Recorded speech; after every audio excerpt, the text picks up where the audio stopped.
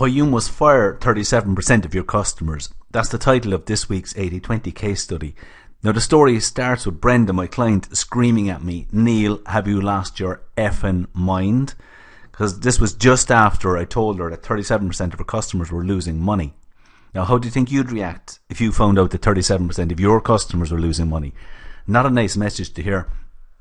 But I often say to people when I have to deliver this kind of news is, would you prefer to know this or not know it?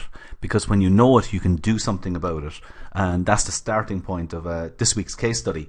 Now, it's about whales and sardines. Whales are very profitable customers. Sardines are the loss makers. In Brenda's case, that was 37%. Quite a high percentage.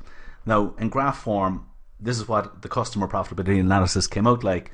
A smallish number of whales. Over here, the loss makers below the line were 37%.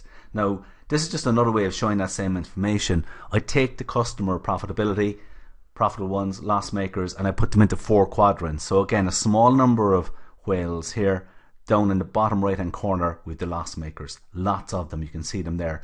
Now, if I did a matrix for your business, it would come up something like this, and the only question is, how many loss makers would you have down here?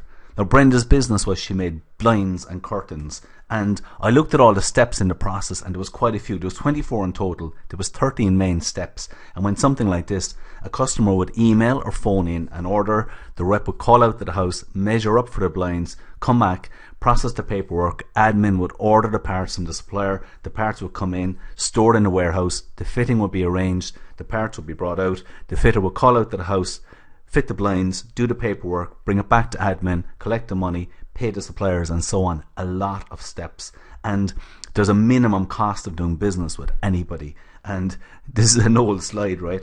I still can't figure out why I've got potatoes in it, but it's an old slide. Come back here a moment.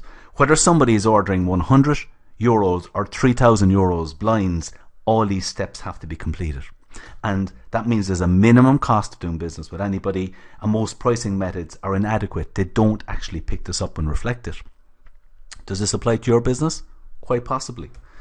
So we'd worked out that the average customer sale, anything below €214 was losing money. Anything above it was profitable. So I like the saying, price is subject to change according to the customer's attitude. In fairness to Brenda, she grasped the nettle and she put up her prices almost straight away. And I called back to that business about 12 months later, and it was totally transformed because they had lots and lots of whales and very few sardines. Okay, if you want to contact me for a free consultation, here's the details, and thanks very much for listening.